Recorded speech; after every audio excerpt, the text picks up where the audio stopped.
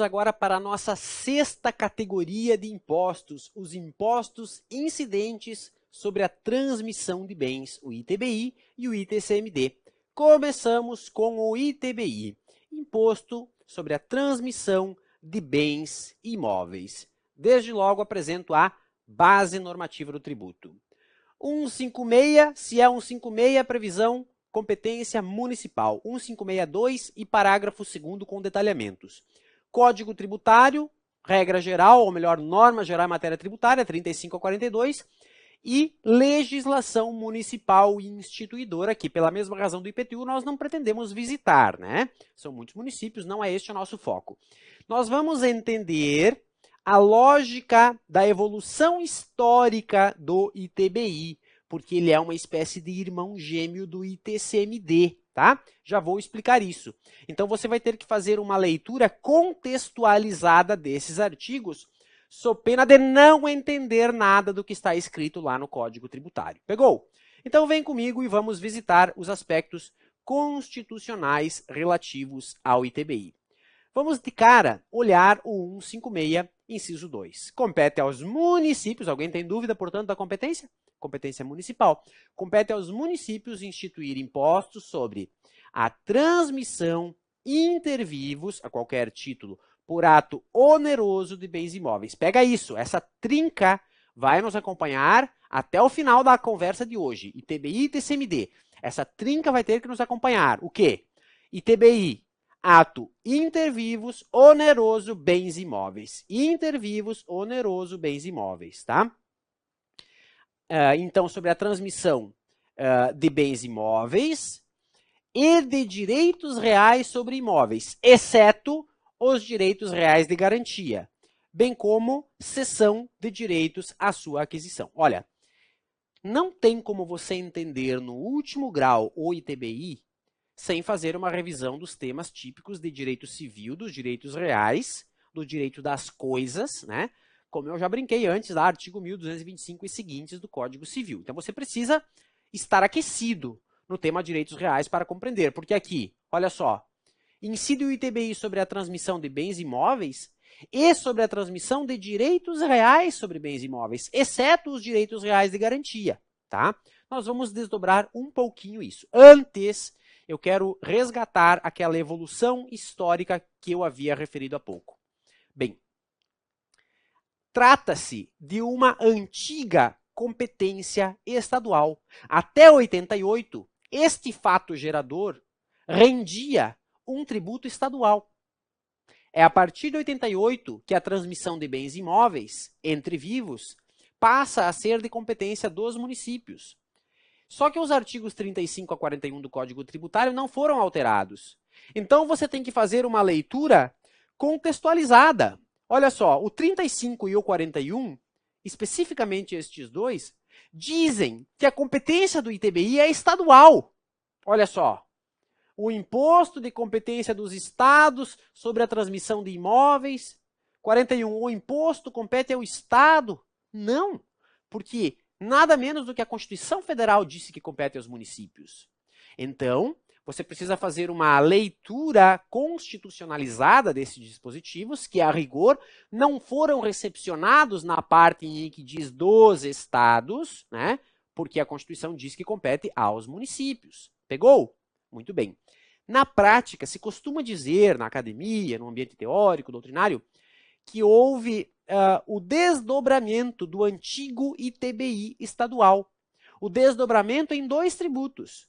O atual ITBI municipal e o ITCMD, que é estadual, que continua sendo estadual, tá? Então, agora, presta atenção comigo. A transmissão dos bens imóveis pode ser tributada pelo município, se estivermos falando de ato oneroso entre vivos, ou pelo Estado, se estivermos falando na sucessão hereditária ou na doação de bens imóveis. Pegou? Bens imóveis. Se for um ato oneroso entre vivos, compra e venda, por exemplo, ITBI. Se for uma sucessão hereditária ou uma doação, ITCMD estadual. Oh, entendi, professor. Legal, Legal, tá? Alguns dizem que houve a criação de um novo tributo. Eu me filio à ideia de que houve apenas a bipartição daquela competência que antes se concentrava no Estado, porque o fato gerador, a rigor, continua ocorrendo mesmo, tanto que o próprio Código Tributário já previa, né, o fato gerador. Muito bem. Então, nós temos agora, na transmissão de bens, no caso do evento morte ou de evento não oneroso, ITCMD estadual. Evento morte, sucessão. Tudo que englobar, né, numa sucessão hereditária, ITCMD. Ou num evento não oneroso, numa doação, ITCMD. Agora, se for um imóvel, se for ato entre vivos e se for oneroso, ITBI municipal. Pegou? Nós já vamos colocar isso no quadro de uma maneira mais didática. Quanto à lei instituidora do ITBI, lei municipal. Não há exceção ao princípio da legalidade, tem que ser lei em sentido formal, emanada da Câmara de Vereadores. Não há exceção à anterioridade, tem que respeitar a anterioridade comum e nonagesimal. Vamos abrir aqui didaticamente o item número 3, fato gerador. Qual é a base econômica, o aspecto material deste tributo? Bom, eu já antecipei e agora eu vou organizar para você o comparativo. Eu já estou tendo que me antecipar um pouco no ITCMD, porque a leitura, o estudo desses tributos se dá dessa maneira. Olha só que legal esse comparativo. ITBI, só ato entre vivos, só ato oneroso, só bens imóveis. ITCMD, causa mortes ou doação entre vivos, móveis ou imóveis. ITCMD pode ser móvel, pode ser imóvel, mas causa mortes ou não oneroso. Já o ITBI, só imóveis, só oneroso, só entre vivos. Pegou? No ITBI, não incide o tributo sobre transmissões gratuitas, só oneroso. Então, gratuitas não incide ITBI. Você vai incidir ou não em ITCMD, tem que ver a lei do ITCMD, se tem isenção, se não tem isenção. Mas, se for uma transmissão gratuita, não incide ITBI. Se for uma transmissão por herança, é causa-mortes, não incide o ITBI. E se for uma transmissão de bem móvel, não incide ITBI. ITBI, só intervivos, só oneroso, só imóvel. Tá bom, professor, eu já entendi. Que legal que você entendeu, não é? Estamos aqui transpirando para que você entenda. 35, fato gerador. Aqui nós vamos fazer uma leitura um pouquinho recortada, tá? Olha só. A transmissão onerosa, né? Para ser ITBI tem que ser transmissão onerosa. A transmissão onerosa da propriedade do domínio útil de bens imóveis por natureza ou acessão física, como definidos na lei civil. Recomendo a leitura dessa súmula. Então, transmissão da propriedade ou do domínio útil de imóveis. Fato gerador, transmissão onerosa de imóveis entre vivos. Esse é o fato gerador. Segundo fato gerador, transmissão onerosa de direitos reais sobre imóveis, exceto os direitos reais de garantia. E eu fui legal com você e trouxe essa explicação. Hipoteca e anticrese, direitos reais de garantia. A anticrese ocorre quando o imóvel é entregue para alguém para que perceba frutos e rendimentos em compensação de dívida. Nestes casos, estamos na exceção. Direitos reais de garantia não constitui fato gerador, tá bem?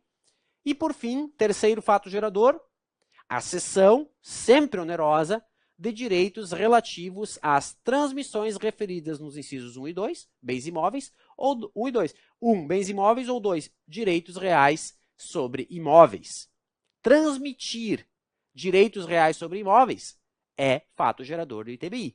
Você viu como tem que estar afiado em direito civil, em direitos reais? Senão não consegue acompanhar a contento esta parte da matéria, tá? Vamos lá. A cessão de direitos relativos a direitos reais sobre imóveis é fato gerador. Agora, olha só. Ceder direito de hipoteca não é fato gerador. Por quê? Porque a hipoteca é um direito real de garantia e está na exceção do inciso 2. Depois você lê com calma, respira e você vai se apropriando com mais critério da informação. Bom, agora eu tenho uns desdobramentos aqui no item fato gerador. Primeiro desdobramento. Uso capião. Quando a pessoa adquire a propriedade de um imóvel pela usucapião, nós teremos o fato gerador do ITBI? Resposta: não. Por quê? Porque a usucapião é forma de aquisição originária da propriedade. Não há transmissão de nada. Você adquire a propriedade de maneira originária. A mesma lógica vale para a desapropriação. A desapropriação também traduz uma forma originária de aquisição. Então, nós não teremos o fato gerador do ITBI nestes dois casos, tá? Mais um desdobramento. Partilha de bens. Casal separa, dissolve a sociedade conjugal, ele tem patrimônio. Vamos supor no meu exemplo mais hipotético, exemplo de livro para ficar fácil. O casal tem 2 bens imóveis. Todo o patrimônio são 2 bens imóveis, cada um valendo R$500 mil. O esposo fica com um, a esposa fica com outro. Pergunto, há incidência do ITBI? Não. Eles não estão transferindo bens imóveis, eles estão apenas dividindo. A meação está perfeita, cada um fica com a metade e não houve transferência. Agora, se eles tivessem um único bem imóvel de R$1 milhão e um deles resolvesse ficar com o imóvel todo, pagando para o outro a meação correspondente em dinheiro, aí nós teremos o fato gerador correspondente a esta parte que ele está adquirindo do outro cônjuge. Pegou? Vamos de novo. Se houver acordo oneroso entre os tais meeiros e um deles ficar com o patrimônio imobiliário maior do que a meação, fazendo reposição patrimonial em dinheiro ou em bens, haverá então uma transmissão onerosa e, consequentemente, o fato gerador do ITBI. Muito bem. Anulação de negócio jurídico. Imagine a transmissão de imóveis decorrente de um negócio jurídico. O registro desse negócio jurídico lá no cartório de registro de imóveis é o fato gerador do ITBI. Se este negócio jurídico vier a ser anulado, ocorre a desconstituição do fato gerador que ensejou esta arrecadação. Tem um precedente que, apesar de ter uma tese bem enxuta, liquida esta fatura. Olha só. A nulidade do negócio jurídico de compra e venda de imóvel viabiliza a restituição do valor recolhido pelo contribuinte a título de ITBI. Informativo número 682, lá de 2020. Nós temos, portanto, que a anulação por sentença do negócio jurídico desconstitui o fato gerador. Se já houve a cobrança, tem direito à restituição. Se não houve a cobrança, nunca vai haver. Pegou? Muito bem. Aspecto temporal do ITBI. Bem, acabei de dizer, o aspecto temporal, a ocorrência do fato gerador, se dá por ocasião da transmissão patrimonial. Quando você está negociando um imóvel, existem 2 atos notariais típicos. A escritura, feita perante o tabelião, e o registro, feito perante o titular do registro de imóveis. São 2 atos. O fato gerador tende a ser, por que eu estou dizendo assim? Porque existem polêmicas sobre isso. O fato gerador é o ato de transmissão. E existe, inclusive, um jargão cartorário, que é divulgado pelos cartorários. Quem não registra não é dono. Quem não registra não é dono. Então, a transmissão se dá pelo registro lá no cartório do registro de imóveis. Tá? No nosso tema jurisprudência selecionada, o registro aparece com destaque agora, porque eu vou trazer para você alguns desdobramentos da importância do registro enquanto fato gerador do ITBI. Preparado? Respire fundo e vem comigo, olha só. ITBI, fato gerador, registro. Registro da transferência efetiva da propriedade.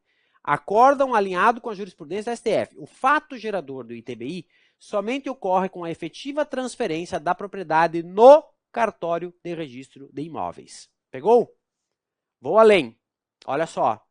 STF. A transferência do domínio do bem torna-se eficaz a partir do registro. Faço um parêntese. E a promessa de compra e venda? Na promessa de compra e venda, nós estamos ainda na esfera privada, nós não trouxemos a publicidade erga omnes para o nosso negócio, levando ao registro competente. Mas nós já, vou usar o popular, empenhamos palavra um com o outro e colocamos num instrumento particular este ajuste, essa promessa de compra e venda. E eu já começo a pagar você, eu, promitente e comprador, começo a pagar você, e você faz a promessa para mim de quando eu terminar de pagar, ir até o registro e transferir o imóvel para mim. Isso é uma promessa de compra e venda. Eu vou pagando e depois você transfere. Ok. A pergunta que se faz é, pode o fisco lançar a cobrança do ITBI por ocasião da assinatura da promessa de compra e venda? O fisco tem sede. O fisco quer antecipar a sua arrecadação, se possível. Então, em alguns casos, o município começou a cobrar o ITBI a partir da assinatura da promessa de compra e venda. Essa questão foi levada à discussão e eu posso dizer que tem predominado que não incide o ITBI por ocasião da assinatura do contrato de promessa de compra e venda. Porque o fato gerador do ITBI é a transmissão do imóvel. E transmissão ocorre por meio do registro no cartório de registro de imóveis competente. Agora eu vou apresentar para você a continuidade desse mesmo julgado. Olha só, a transferência do domínio torna-se eficaz a partir do registro. Assim, pretender a cobrança do ITBI sobre a celebração do contrato de promessa de compra e venda implica considerar constituído o crédito antes da ocorrência do fato gerador, do fato imponível. Pegou? Então, resumindo isso, promessa de compra e venda. Sustenta-se que não configura fato gerador do ITBI. Haverá incidência, no entanto, quando se tratar de uma promessa, de um compromisso irretratável, irrevogável, registrado no cartório, pois estará configurada a transmissão do direito real à aquisição, porque a promessa de compra e venda irrevogável, irretratada, registrada é direito real à aquisição da propriedade, que é fato gerador do ITBI, como vimos há pouco lá no inciso 2 do item do fato gerador. Pegou?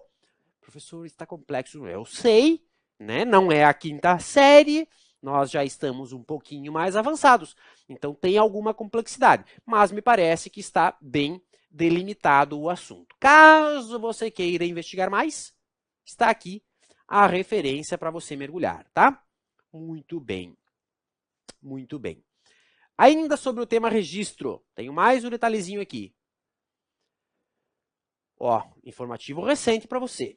O fato gerador do ITBI é o registro no ofício competente de transmissão da propriedade do imóvel, mesmo nos casos de cisão da empresa. Logo, não há como considerar como fato gerador da referida exação a data de constituição das empresas pelo registro do contrato social na junta comercial ocorrido em data anterior. Então, essa providência junto... vou trocar a palavra. Essa providência perante a junta comercial não determina o fato gerador, porque o fato gerador é o quê? É o registro no ofício competente no cartório de registro de imóveis. Pegou? Informativo importante para você, relativamente recente. Ainda, deixe-me ver, continuidade desse mesmo caso, olha só. Dessa forma, o fato gerador do ITBI ocorre no seu aspecto material e temporal, com a efetiva transmissão a qualquer título da propriedade, o que se perfectibiliza com a consumação do negócio jurídico hábil a transmitir a titularidade do bem mediante o registro do título translativo no cartório do registro de imóveis. Precisa do registro no CRI, tá? Então, é este o caso. Pode ler também, na sequência, porque o próprio julgado do STJ faz referência a esse julgado do STF. Então, para complementar o seu estudo, você pode ler o julgado do STF. Item número 5, aspecto subjetivo do ITBI. Contribuinte, nos termos do artigo 42 do Código Tributário, qualquer das partes na operação tributada, como dispuser a lei. Responsável, bom, na transmissão imobiliária, os titulares das serventias extrajudiciais devem zelar pelo recolhimento do tributo. E, de acordo com o Código Tributário, eles respondem por isso. Está lá no artigo 134, que tem aquela polêmica, né, que fala em responsabilidade solidária, quando na verdade descreve uma responsabilidade subsidiária, no caso de impossibilidade. Isso significa subsidiariamente, mas para uma prova objetiva é solidária a responsabilidade dos tabeliães, escrivães e demais serventuários de ofício, tá? Perante os tributos devidos sobre os atos praticados por eles ou perante eles em razão do ofício. Então, um caso de responsabilidade previsto no Código Tributário. Item 6. Aspecto quantitativo, base de cálculo do tributo. É o valor do bem em condição normal de mercado. 38 do CTN. Valor venal do bem ou do direito transmitido. Bom, eu já havia apresentado um caso ali atrás de jurisprudência selecionada. Agora, eu não sei se você está cansado ou não, mas eu recomendo que você desperte, porque eu vou trazer, possivelmente, a questão da sua prova. De toda a aula de hoje, incluindo aqui PTU, ITR, ITBI, TCMD, eu coloco a minha moedinha dourada neste precedente, tá? Faço a minha aposta que esse caso aparecerá na sua prova. Portanto, estou chamando devidamente a sua atenção. Tema 1113, nosso segundo caso de jurisprudência selecionada, caso especialmente relevante para provas. Olha só, o ITBI foi passado a limpo no STJ. 2 questionamentos foram levantados perante a Corte. Definir se a base de cálculo do ITBI está vinculada à do IPTU, afinal são 2 tributos municipais envolvendo bens imóveis, e o município tem uma espécie de banco de dados sobre o valor venal dos imóveis. Então, muitos municípios estavam dizendo o seguinte: eu tenho o valor venal do imóvel para fim de IPTU. Logo, se houver a venda desse bem, a base de cálculo do ITBI é o valor que eu estiver apurando aqui na minha base de dados do IPTU. Então, uma pergunta que foi feita ao STJ é: a base de cálculo do ITBI está vinculada ao IPTU? Segunda pergunta: é legítima a adoção do valor venal de referência previamente fixado pelo fisco municipal como parâmetro para a fixação da base de cálculo do ITBI? 3 teses foram fixadas neste julgado e as 3 teses têm alta chance de cair na prova.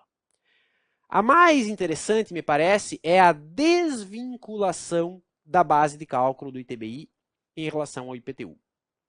O município pode ter a sua base de referência para cobrar o IPTU, mas esta base não vincula o fato gerador, ou melhor, o aspecto quantitativo, a base de cálculo do ITBI.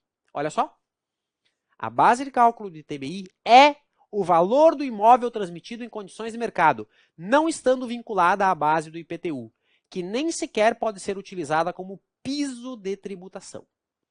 Desvinculado. Isso aqui é recente, pessoal. Eu estou falando de um julgado de 2022. Vai cair nas próximas provas. Primeira tese, desvincular da base de cálculo do ITBI em relação ao IPTU, que não serve nem como piso, tá? 2 tributos municipais. Segunda tese, o valor da transação declarado pelo contribuinte goza de presunção de que é condizente com o valor de mercado. E esse valor somente pode ser afastado pelo fisco mediante regular processo administrativo próprio. Então, o contribuinte vai lá e diz: vendi o meu imóvel por tanto. O fisco faz o quê? Sim, senhor. Acolho a sua declaração.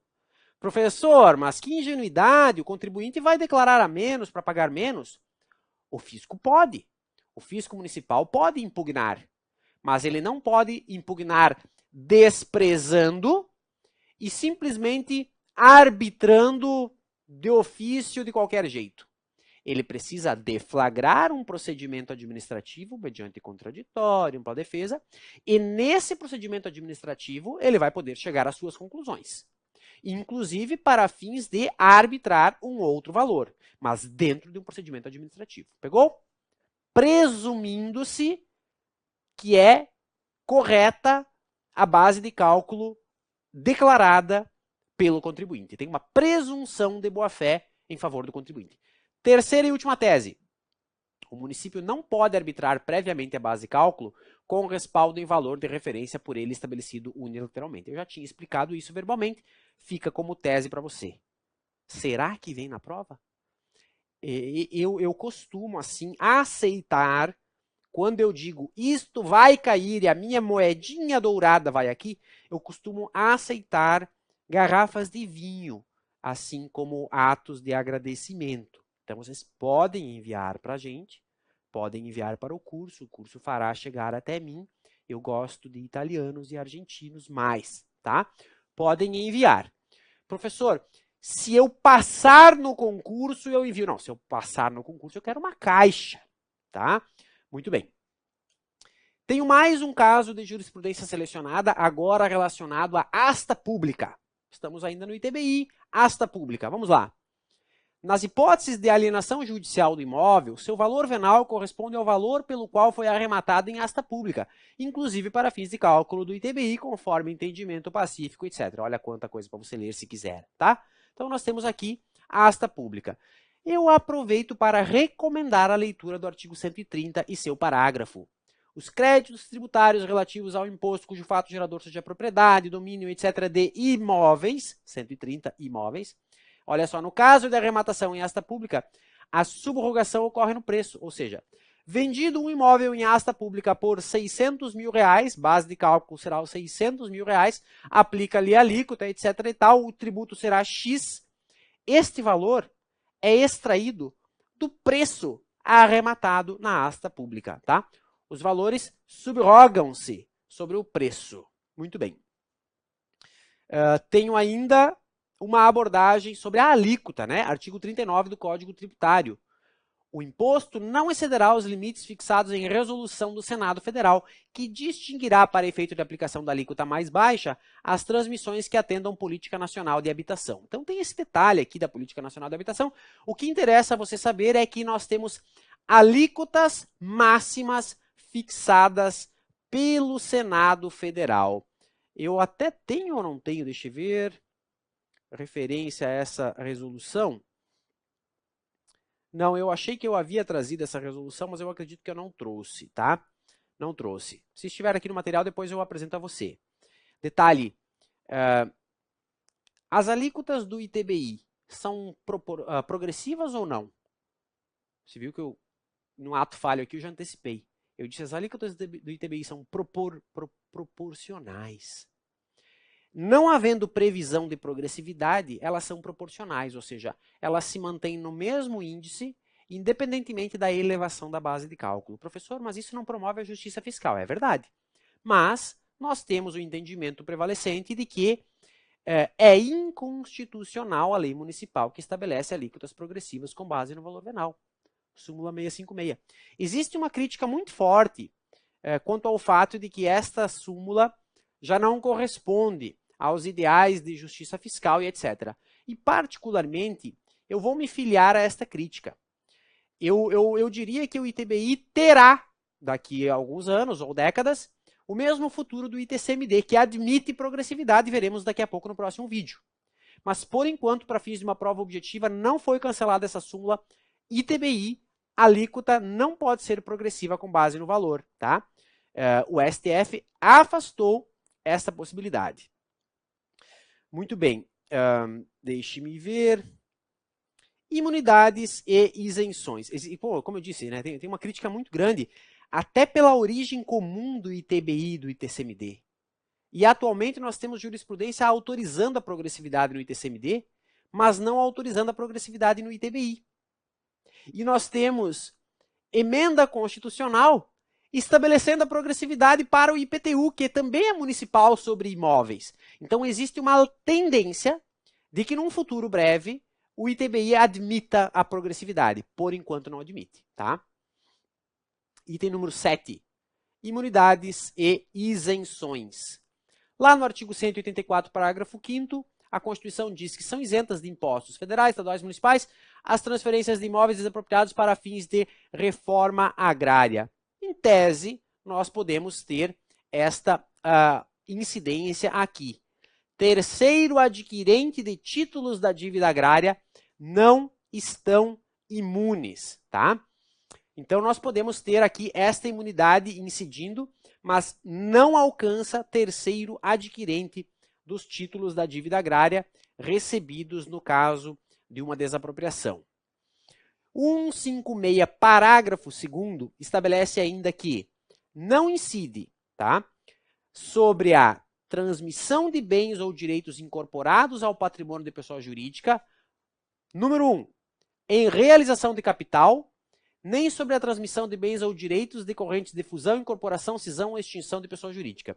Então, aqui nós temos uma previsão de imunidade constitucional, esse não incide significa imunidade, que fomenta o desenvolvimento empresarial, desonerando do tributo as transmissões imobiliárias realizadas para a realização de capital, né, concretizadas para a realização de capital. Quando você vai aderir a uma sociedade, você tem que integralizar o capital social. Você pode fazer isso com dinheiro ou bens.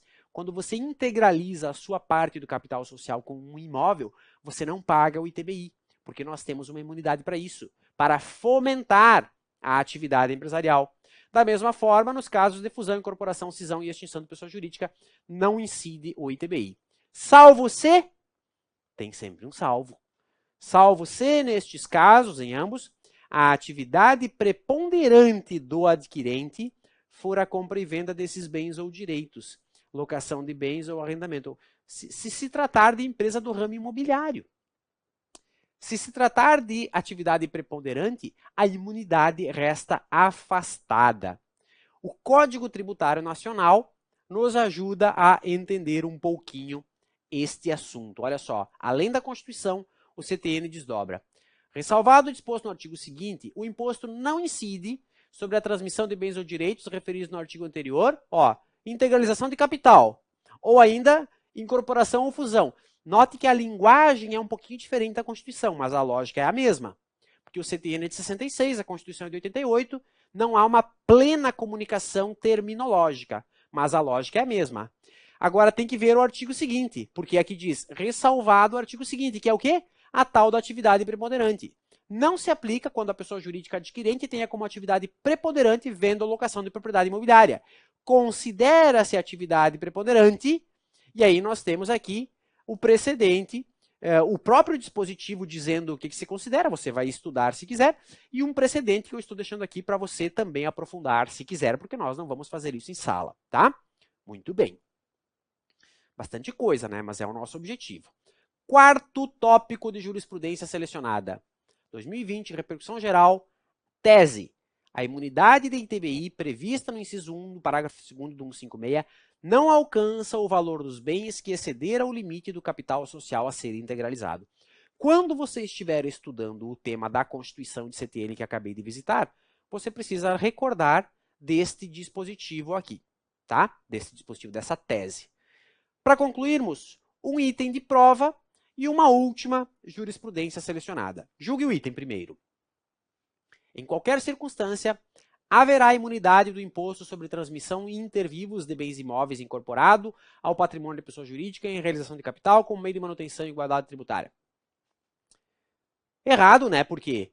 Professor, só pelo em qualquer circunstância eu já imaginei que estava errado. Faz todo sentido. Concurseiro esperto e experiente sabe que sempre, nunca, etc. Não é que está errado o item, mas está dizendo que não tem exceção.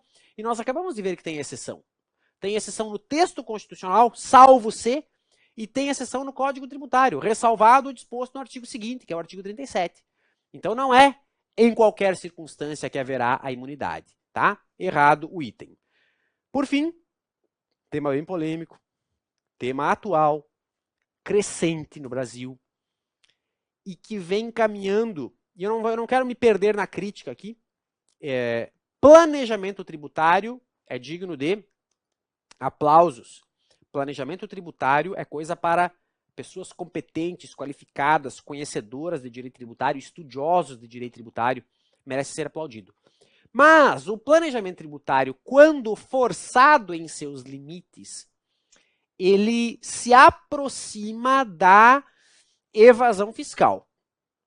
O planejamento tributário, ele é lícito e, portanto, admite esse nome de planejamento tributário quando ele não desafia a leitura deontológica, principiológica do sistema tributário nacional e quando ele não ofende a lógica do sistema tributário.